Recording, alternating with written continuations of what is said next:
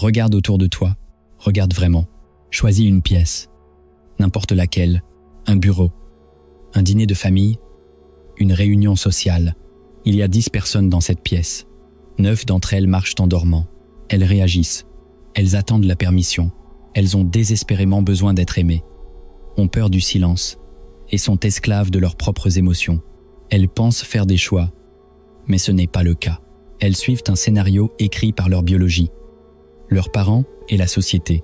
Ce sont des pièces sur un échiquier, mais il y a une personne, une seule, qui ne joue pas au jeu.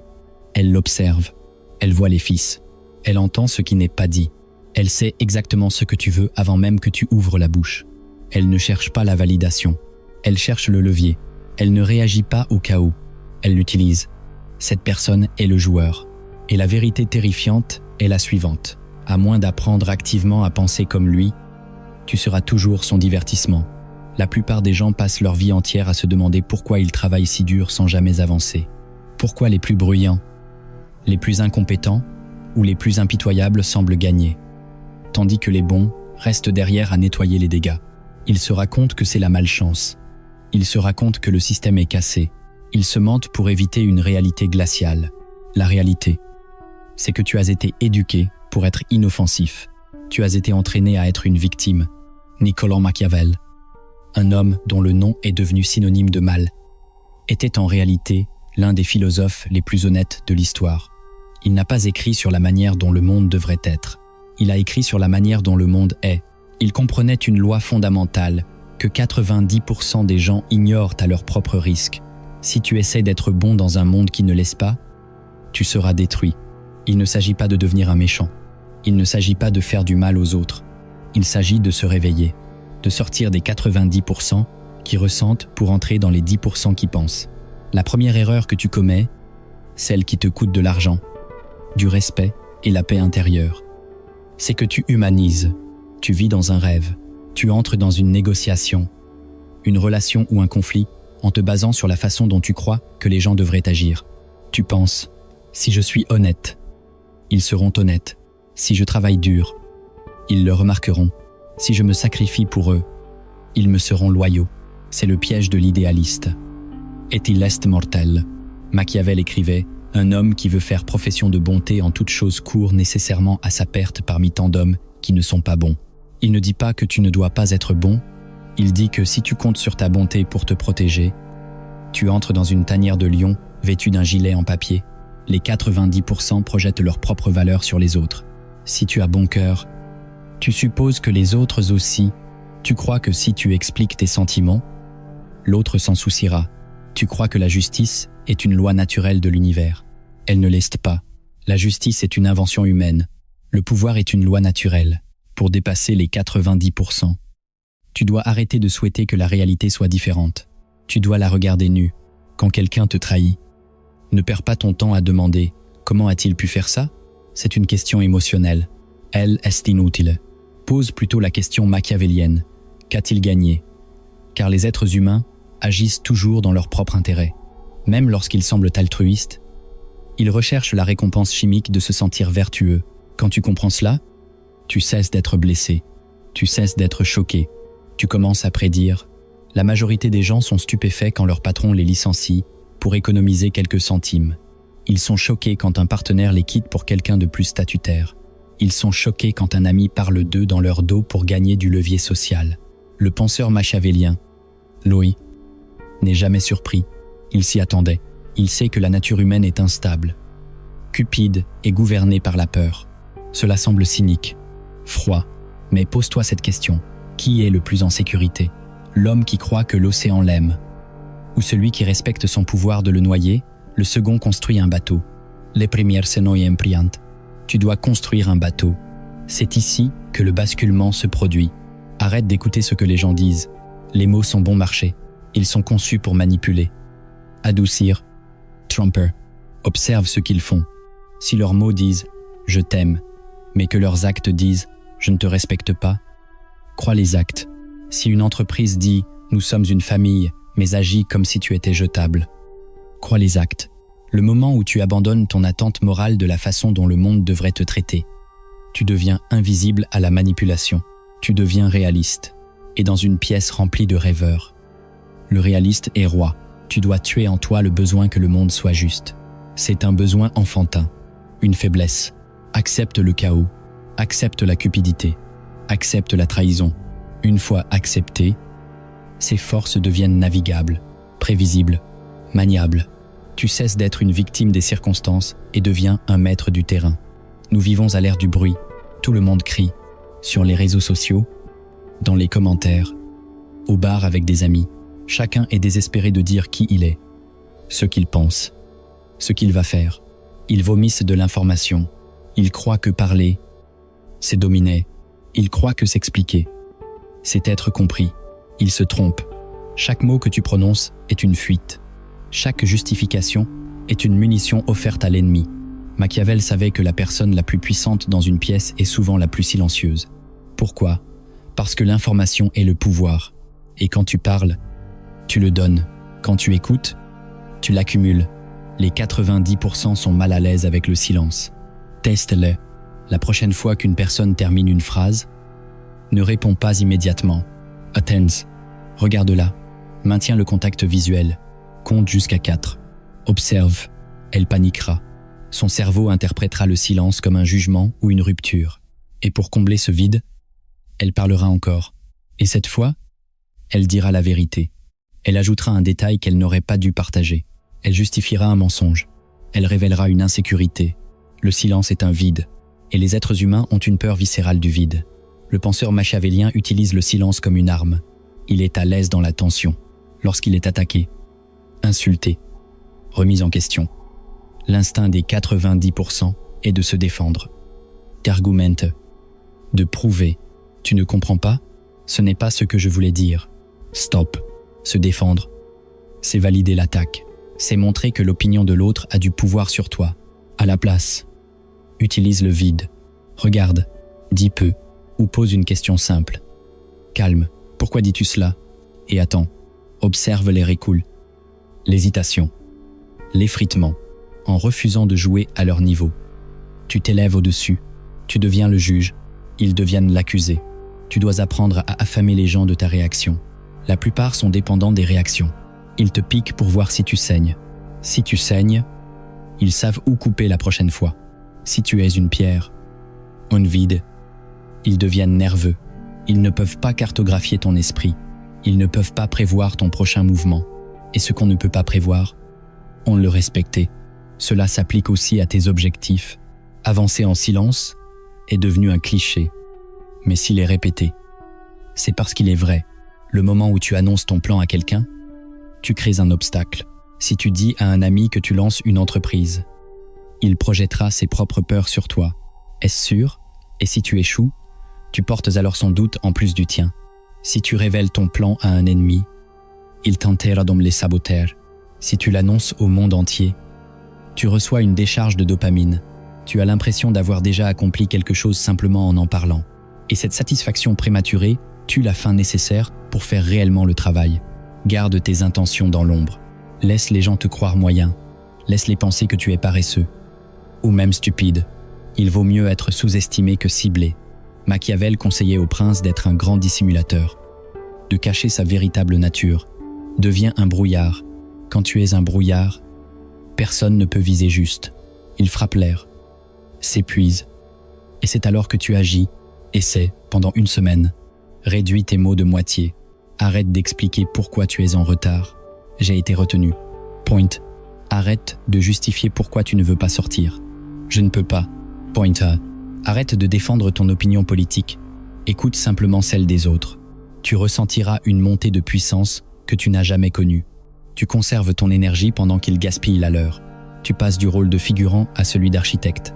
Mais attention, si tu deviens trop froid, trop silencieux, trop détaché, tu deviens une cible d'une autre manière.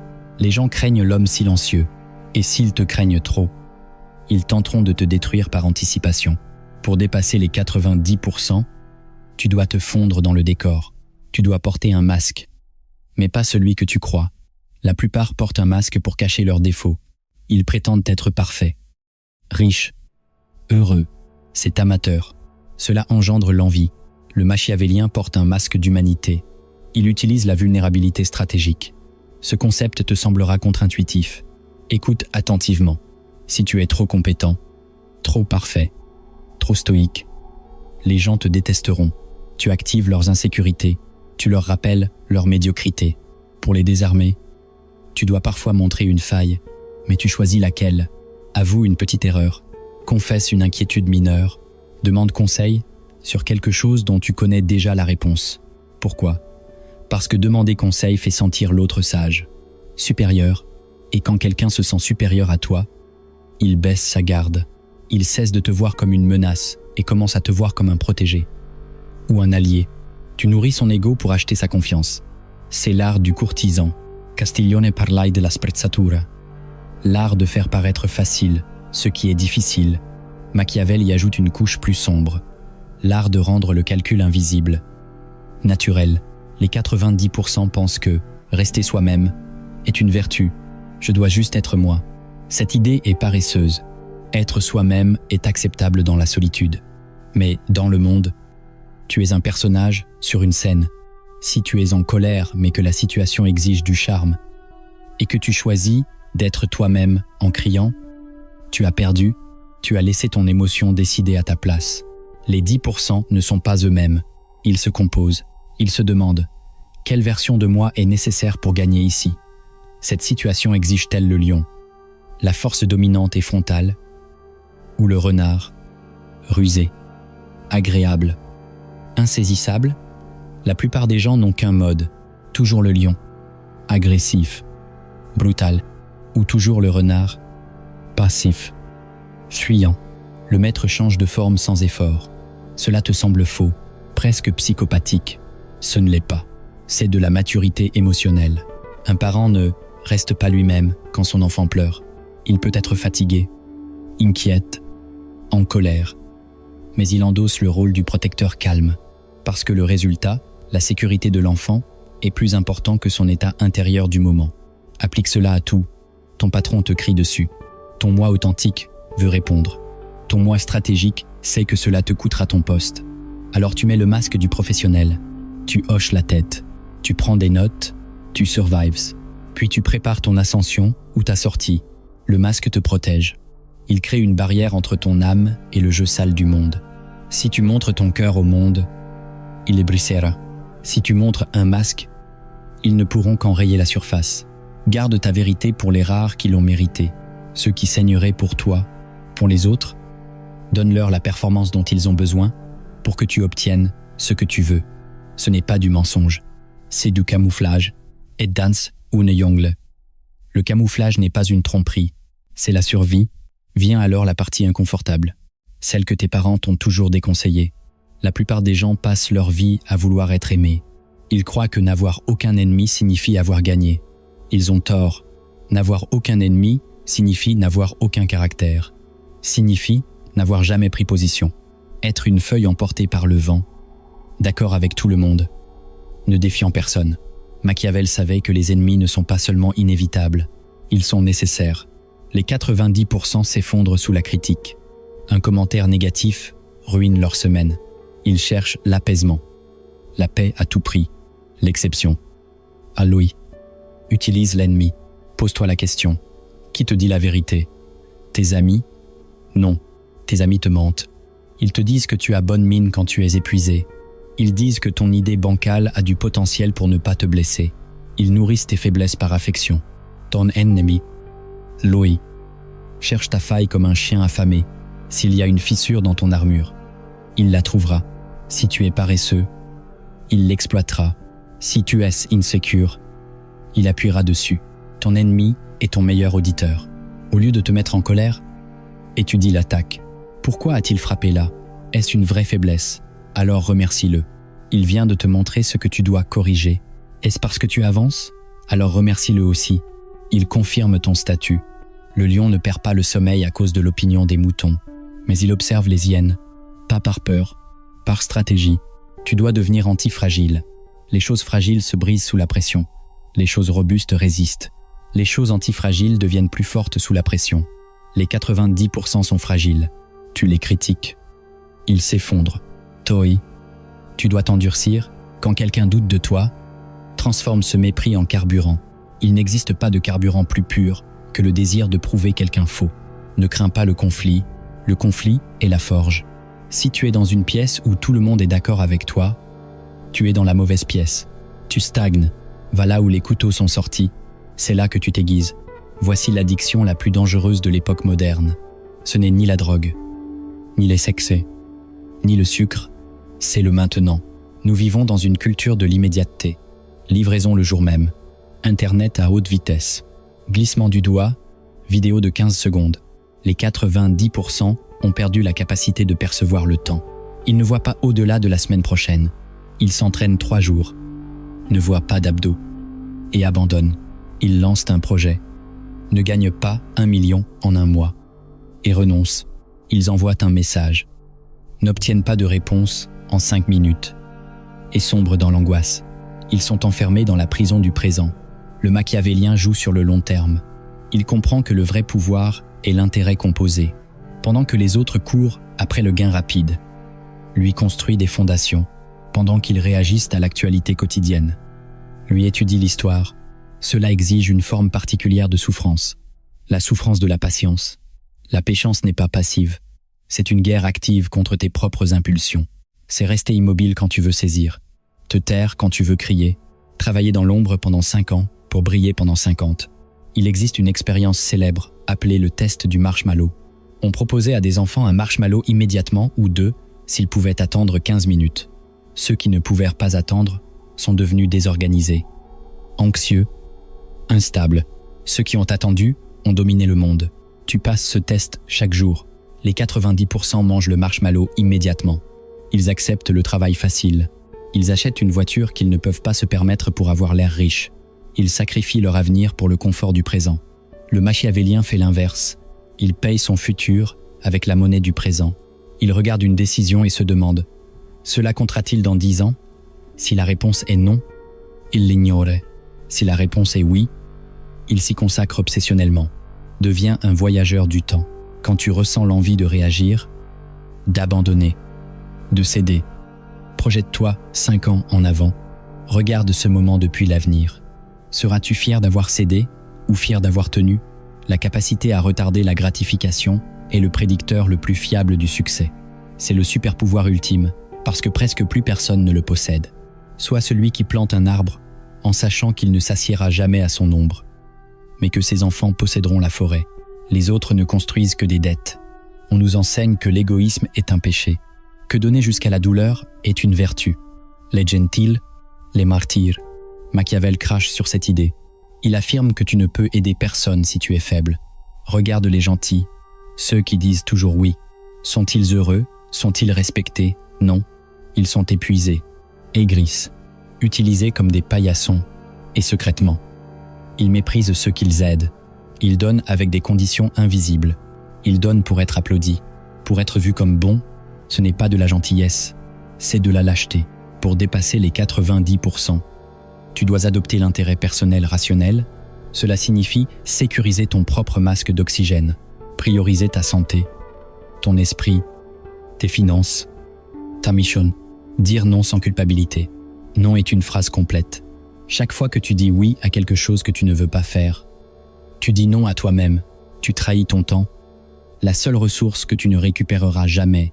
Les 90% ont peur d'être qualifiés d'égoïstes. Laisse-les parler.